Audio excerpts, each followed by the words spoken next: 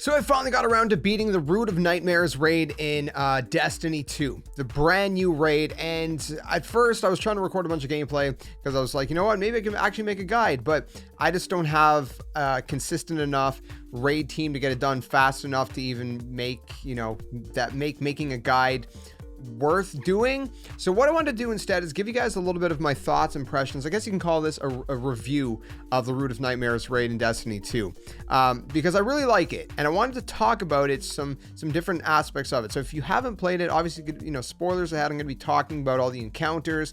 I don't have very much gameplay of all, the different encounters, mostly of the first encounter, and most of the gameplay that I do have was from contest mode.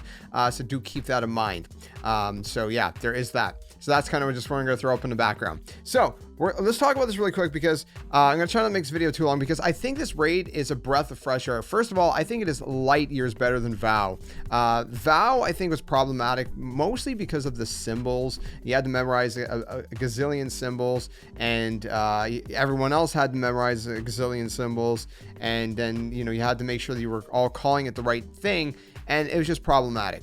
One of the things I really loved way back in the day about Vault of Glass was the fact that, and obviously they brought that back to D2, was the fact that it was a little bit more simple mechanically speaking, right? It was really fun, and it was one of the best raids in my opinion, because it wasn't overly complicated. It was the kind of raid where you could just get into, you could have a lot of fun with it. It wasn't super hard to grind. On normal, the skill level was not very, very high for it, at least in my opinion. I mean, I guess, Atheon, debatable, right? I guess it depends on the person, but for most people that had I guess we didn't really have experience with raids back in the day, but you get what I'm saying, right? The point is, it was a little bit more simplistic. Same thing when you look at something like King's Fall, right? Which again, they brought back one of people's fan favorites. Why is it a fan favorite? Again, it's not overly complicated in its mechanics, right? There's not a lot of symbols to memorize, and there's some aspects of it that could be a little bit more challenging, especially the jumping puzzles in King's Fall, for example. But for the most part, it's a more enjoyable raid because it's not overly complicated. And that's, one thing that I think for me personally factors into this. Now, when you jump into Root of Nightmares, one of the main mechanics has to do with like the light orbs and dark orbs or whatever, and you got to connect a bunch of stuff. And that's probably honestly the most tedious part of this whole raid. And I would only say that that's truly tedious from what I've seen. I was only a runner in certain parts. Like I was a runner in the final boss. I didn't really run in the first part. I was more of an ad clearer in the first part. In the second part, also I was more of an ad clearer. And then in the third part, there was no orbs, right? It was all the planetary system. So in terms of the first part, there's a lot going on. It's pretty chaotic, but on normal, it's pretty manageable, especially if you have your light level a lot, if you have your power level up there, basically is what I'm trying to say. I don't know why I called it light level, because it's been a while since it's been light level, but you know what I mean.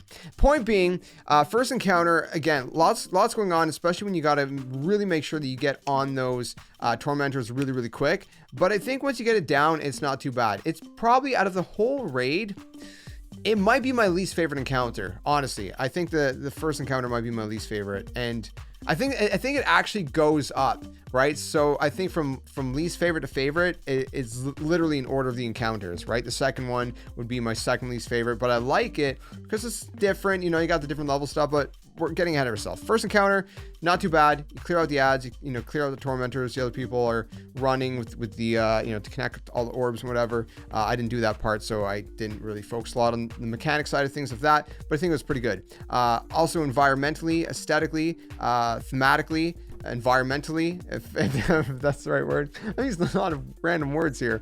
The vibe feels good is what I'm trying to say. It has a really cool vibe. A lot of cool different, especially on the audio side, a lot of cool sound effects, musically, like I said, visually, thematically, it looks really cool, looks crazy, everything, a lot going on. I just love the craziness of this raid and just how it looks visually and whatnot. It's basically like, it's like VOW, but like if you're, I don't even know how to explain that. It's like VOW on steroids. you know what I mean? Visually speaking, right? VOW was way more simplistic. You know, you got the whole pyramid scheme and whatnot. The Traveler's there in the background with, you know, what's going on with the Traveler from the end of the Lightfall campaign. You got all that going on there. Really cool aesthetically. Really, I love it. Now, again, mechanically, first encounter is kind of, it's okay, right? It could have been a little bit more enjoyable, but it's whatever. Second encounter, again, it could get a little bit crazy for the runners from what I've experienced, where, you know, you got to really kind of be on top of your game. Ad clearing is super easy if you're an ad clearer on the second encounter. Personally speaking, we didn't have any trouble too much with that. You know, and then the Centurions, where you have to make sure you have the buff to take out, it added a little bit of a different dynamic, a little bit annoying, but, you know, it's not like anything that I would deduct points for necessarily. I don't know if we're going to be rating this, but anyways. And so as you go on, then you get to the planetary system, and I think that was a really, really interesting mechanic, right? So basically the way you have to kind of synchronize between the light and the darkness, and you got to kind of synchronize between the two sides in order to align the planets and whatnot, and then to, you know, initiate a damage phase. And then you got, you know, the plates. I felt like it was a little inconsistent. I don't know if it's because we just were a little bit confused on how to do it consistently. I don't think we were. I think we understood what to do, but for some reason the damage phases were really inconsistent. Like a plate would last forever, and then another plate would just barely last. I don't know. It was very confusing. Maybe there was something we weren't understanding with that part. Either way, the overall encounter was a lot of fun. And I'm also talking about like all the in-between stuff. There wasn't really a lot of jumping puzzles or anything like that, and I think that I would have liked to see, you know, maybe a little bit more kind of like more jumping puzzle kind of stuff. But again, I think they were going for a little bit more, you know, pulled back, I guess, simplistic approach maybe. So overall, navigating between encounters wasn't too bad. You could get a little bit confused here and there, but I think navigating, I think it was after the planetary system when you're going to the final boss.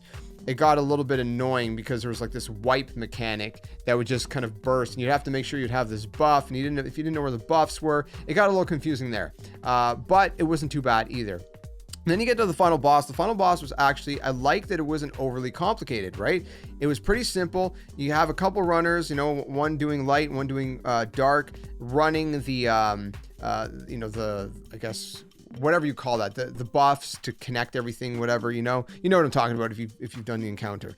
And anyways, that side of things, that was when I did, you know, do some running myself instead of ad clearing, and from that side of things, it seemed pretty simple. Someone asked to, you know, I guess pop the boss's shoulders and chest at the same time. You know, you got to be on top of your game, but if you have the, you know, good communication, everybody knows what they're doing, it goes very, very smoothly, and it's a really fun encounter. Then you all, you know, do a damage phase and rinse and repeat. Again, it's more simplistic, but I think that's a breath of fresh air, because again, VOW I feel like was unnecessarily overly complicated, especially with the billions of symbols that you had to memorize and know and understand. It was fun, but it wasn't the kind of raid that I really felt motivated to grind. This one I feel similar to King's Fall and Vault of Glass. I mean, you know, when they brought Vault of Glass back to D2, I've ran that raid countless of times. I've done the final boss over 100 times just to get the Vex. King's Fall, not as much, but still I did, you know, put a good amount of time into it still. I really love the raid. Just, you know, I guess life happens and I didn't grind it as much. And this feels like in that kind of same vein as those raids, right? Where I feel like it's in that tier. I would put those in like you know, the higher tier. Let's say Vault of Glass and King's Fall, if those were like S tier, then maybe like, I don't know, I have to play Root of Nightmares a little bit more, but maybe it would be like just under, like an A+ or something, right? It might be an S tier, but I don't know. I'm not sure. I think it's more like just under. VOW, it'd be like, I don't even know. I would have to really think about that one. That'd be like a B or a C, easily. It's one of my lesser favorite raids mechanically. Which is disappointing because I think the boss fight in that one's pretty cool. Even though mechanically it can get a little bit chaotic, I think it's pretty cool in Vow. But all that to say, Root of Nightmares, I think it's a really good raid. If I was to like give it a rating, I don't know, like an 8.5, a 9 out of 10. Again, I just beat it once. I did some of the encounters more than once, like the first 2 encounters I did more than once, but I only beat it once, so it's kind of hard for me to really put a solidified number on it without having, you know, done it a bunch of times. But it's a really fun raid so far. I think it's really, really good. I think it's the kind of raid that you're going to want to grind for. I think the all the gear, so the weapons and the armor that you can get from this raid looks fantastic. Like the art team are just next level. They're just crazy. They're really good, really talented people. I think it's super cool. I especially love the Warlock one that has like all the extra hands on the chest piece. I think it's just amazing aesthetically, all the different weapons and the gear that you can get from this raid. So overall, yeah, I really like it. I think it's an amazing raid. I think that, like I said, I think it's better than Vow.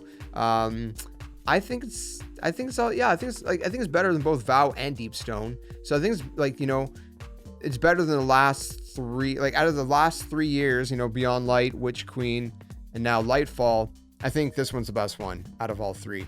So it's nice to see this kind of raid. I hope that they continue making raids that, you know, are not overly complicated, but have interesting and new mechanics, right? Like, we don't need 1,000 symbols in a raid. I mean, personally speaking, maybe you guys like that. I don't know. I don't, personally, but, I hope to do more of this. And the thing too is, like, some people might say, oh, the raid's not as hard. That's fine though. You don't want it to be like super difficult on normal mode. You know, you want to leave room for, if you want to play it on like master or something, then you have that room where, okay, you go on master if you want that greater challenge, but it's also where it's like, it's fun and enjoyable to run on normal. And it's also a little bit more accessible, because it's not like insane, but at the same time, it's not holding your hand either, I don't think. So I think it's good. I think it's a good feeling raid, difficulty wise, mechanically, and all that good stuff. So anyways, I'm gonna stop ranting. That's my thoughts. That's, I guess, my kind of review of Root of Nightmares in Destiny 2. Let me know what you guys think about it down in the comments below. What do you think of this raid?